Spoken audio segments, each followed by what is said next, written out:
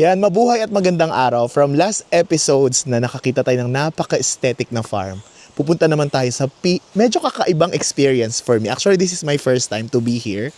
At syempre, hindi makukumpleto yung lakad natin na to, itong Tara na sa Quezon vlog, without a guide na sasama sa atin, no, dito. So, first and foremost, andito tayo sa bayan ng Dolores. So, kasama natin ngayon ang ating guide. Palakpakan natin, Sir Bernard. Yan, nandito si Sir Bernard. Tour guide nila yan sa LGU at DOT accredited. So, Sir Bernard, we know na nandito tayo sa Dolores, pero anong falls yung pupuntahan natin at maiksing introduction sa falls na ito? Pupunta po tayo ngayon sa Santa Lucia Falls. Isa po ito sa pinaniniwalaan ng mga mananampalataya na ang tubig po nito ay naglilinis ng ating kasalanan pagpasok po natin sa banal na bundok Banahaw. At isa po yung tubig ay pinaniniwalaan din pong nakakalinaw siya ng mata. Which is kaya nga po siya tinawag na Santa Lucia Falls po. Ayan, so I'm very much excited and delighted na ma-experience to. It's my first time na makapunta dito. Kaya samahan nyo kami at I think this experience will strengthen our faith. Kaya tara na sa Quezon, tara na sa Dolores, tara na sa Santa Lucia Falls. Dito,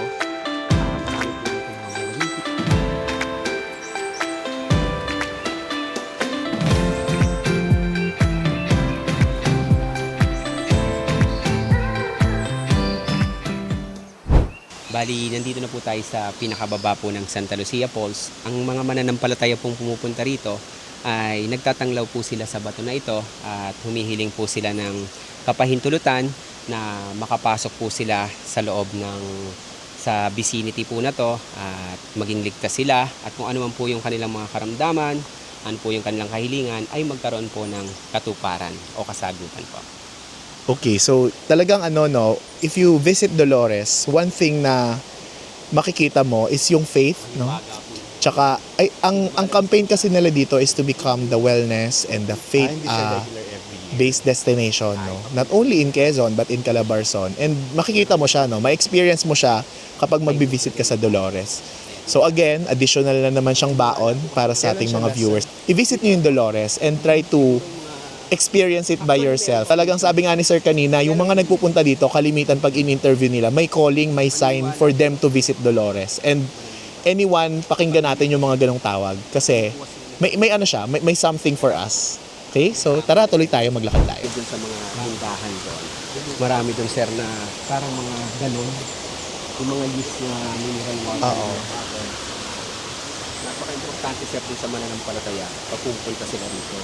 Kailangan sir, pag uwi nila, meron sila laging dalang tubig. And according to Kuya Bernard, no, yung mga nagpupunta dito, una, no, ginagawa nila ang pagpunta dito para maglinis ng kasalanan bago sila pumunta sa pwesto complex.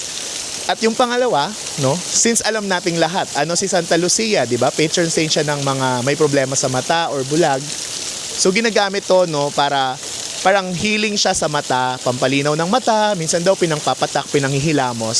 Kasi sa paniniwala ng mga mananampalataya, nakakatulong siya na magpalinaw ng paningin or ng mata. Kaya nandito tayo ngayon to experience it. So yung Santa Lucia Falls ay isang area siya na maraming flowing water. So nabanggit ni Kuya kanina, ngayon dalawa yung nakikita natin. So ito, buhok ng ina. Tama Kuya, buhok ng ina. So medyo mas feminine yung itsura niya. Yun yung explanation ni Kuya. And then the other side, balbas ng ama. So mas mararamdaman mo yung masculinity ng area na yon. So 'di ba?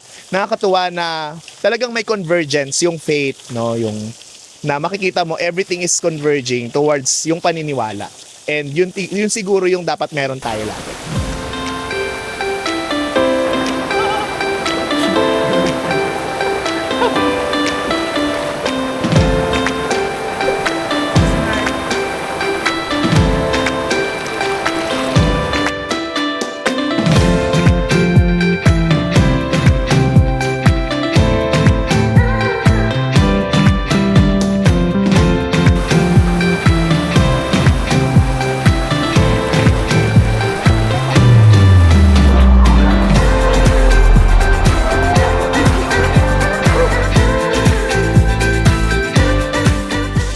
So na-experience natin yung lugar, no. So very iba yung pakiramdam. May isang trivia nga akong sasabihin eh. In my daily life, hindi ako naliligo ng water na walang mainit na tubig. Alam ng lahat ng taong kilala ko yan.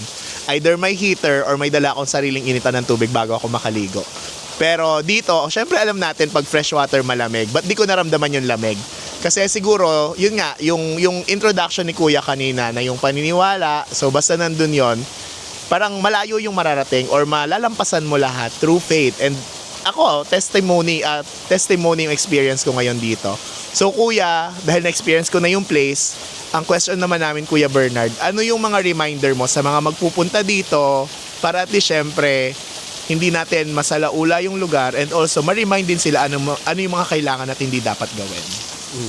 Una po ay kailangan kung pupunta kayo rito, sana po yung mga basura natin, iuwi po natin kung saan tayo nanggaling para po mapangalagaan natin yung kalikasan. At igalang po natin yung mga paniniwala at pananampalataya ng mga nagpupunta po rito at yung mga santong lugar dito sa bayan ng Dolores at sa Mount Banahaw. At higit sa lahat po, kung may hiniling po kayo, ay matuto po tayong magpasalamat sa mga pinaniwalaan po natin dito sa santong lugar. Okay, so yun lang ibang reminder. Ngayon, babalik na tayo dun sa take-off point natin kanina para puntahan naman yung mga pinagmamalaking produkto nila dito. And very much excited kasi first time kong titingin ng mga amulets. So tara, samahan niyo.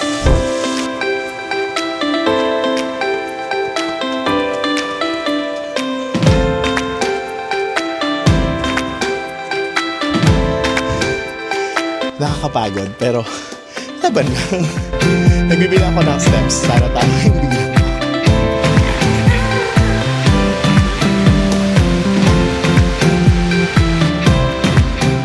Ang Dolores. So yun nga, ang Dolores kasi dahil nga kakaiba ang bayan na ito, no, marami silang sekta, maraming paniniwala. So, isa sa mga pinagmamalaki din nila yung produkto ng amulet. So, kasama natin si Sir. Sir, pakilala tayo. Rodel Basilio po. Yan, si Sir Rodel Basilio, yan, mo si amulet. Ano katagal na kayo nag-start ng amulet? 1989 pa ho ako dito. Nagsimula. Bali sa mga bisita rin kami kasi nabubuhay. Kumbaga sa ano. Kung sino bibili, yun ang inaano namin. Kalimitan, Sir, ano yung reason nila bakit bumibili sila ng mga Pangontra sa mga palipad hangin, yung mga parang sabi nila sa kulam o anting-anting gabay, pinakano na yung gabay. So, yun lagi. Yun lagi ang tinatanong, panghanap buhay, panggayuma. Paano po nagsimula, Sir, yung practice nyo ng amulet making? Sa mga matatanda nung araw. Aral din sa mga matatanda. So, parang pinapasa yung Pasa-pasa o kumbaga sa halimbawa sa mga anak ko na parang gano'n. Pero sa mga anak ko walang nagmana eh. Walang may Nasa abroad na lahat yung mga anak ko eh. Sir, bakit kayo nagstay dun sa ganitong Ito po yung pinakahiwaga eh. Kasi ako medyo nakatapos din naman ako ng college. Alam mo yung takda, yung tadhana, yung parang dito ka na lang. Huwag ka na sa ibang lugar. Parang gano'n ang instinct ko eh. Tsaka masaya ako dito sa ginagawa ko. Nakakatulong ako sa kapwa. Pag gumagawa ko ng ganito, ibig ko sabihin, kung sino man yung magtatangan, gabayan. Patnubayan ng Panginoon. Pero ang pinaka-Panginoon sa taas. Yun lang ang pinagkakatiwalaan ng lahat. Kasi hindi ito mabubuhay kung wala sila eh. Ganun Okay. lang naman yan. Maraming salamat po, Sir. Thank you po. Sige po. So, grabe yung experience. Sobrang saya sa puso. Yan. So, hindi siya yung kagaya nung in-expect nyo na mag-enjoy kayo like sa ibang tourism destination sa lalawigan ng Quezon na mag-enjoy kayo sa adventure or dun sa ganap.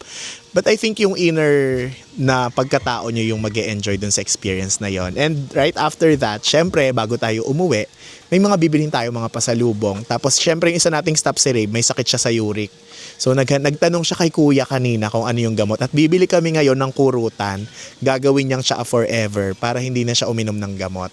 So kasama natin syempre si Sir Renan, Tourism Officer ng Dolores. Sir Renan, unang tanong, Q&A pala. Paano pumunta sa Dolores from Manila? So magandang araw po sa ating lahat. Kung pupunta po kayo at nais pumunta ng bayan ng Dolores from Manila to Dolores proper, nagre-range po ang biyahe ng 2 to 3 hours. Then mag-tricycle po kayo from Dolores to Santa Lucia. Then ayun po, nagko-cost po siya ngayon ng 35 pesos. Sa tricycle. Tricycle po. So sir, pag naman galing Lucena, Pag galing naman po ng Lucena, nagre-range po yun ng 1.5 hours from Lucena to Dolores. Then tricycle po ulit Dolores to Santa Lucia. Sir, punta tayo dito sa isang hilera ng mga produkto ng inyong bayan. From amulets to pinagmamalaki nyo na bukayo. So introduce mo naman po sa atin. So ang amin pong pinapromote ngayon ay ang amin pong Bukhayong Basa na kung saan ay dito lang po matatagpuan ang pagawaan sa Santa Lucia. Hindi po siya katulad ng bukhay na nabibili sa ibang bayan dahil ang amin po ay basa at masarap at talaga pinagmamalaki po ng bayan ng Dolores. Actually, sabi ko nga, sila ang epitome ng healing agenda ni Gob Helen.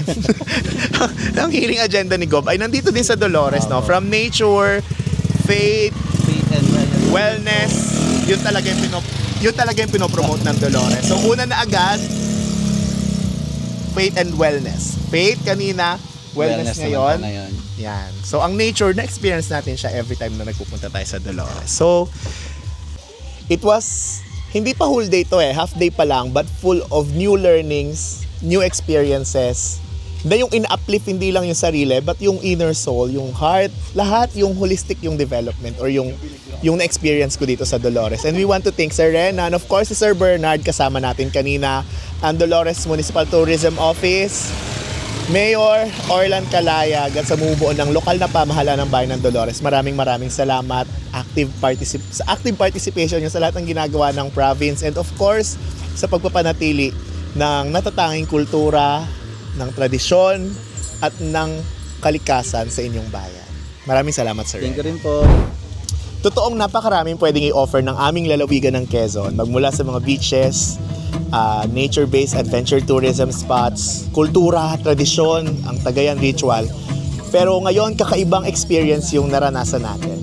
At hindi siya ma-express through words, but it's for you to experience. Kaya naman, tara na sa Quezon. Lalawigan ng Quezon, sa yaman niyang taglay, na kanyang ibinibigay. Kultura, sining, pagkain, kabundukan, lahat ay mayroong